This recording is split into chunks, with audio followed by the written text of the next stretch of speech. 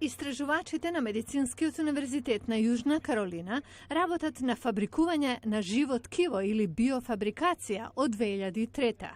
Истражувачката Сара Грейс Денис вели дека со новата технологија, како што е биопечатачот Palmetto, процесот значително е унапреден. Кога дојдов овде пред една година, печатевме само со солуција без клетки во неа, за да видиме дали воопшто ќе може да биде испечатено.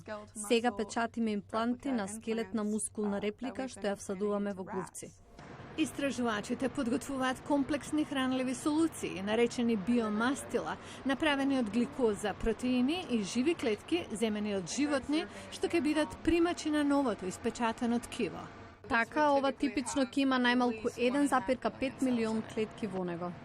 Биомастилата се ставаат во главата на печатачот, а позицијата на површината на печатењето и распределбата на биомастилото се контролира со ласери.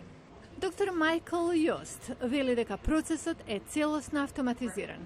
На овој начин креиравме нова микроваскуларна мрежа и потоа можеме да одгледаме нови ткива во клучни области како панкреасот, црниот дроб и бубрегот.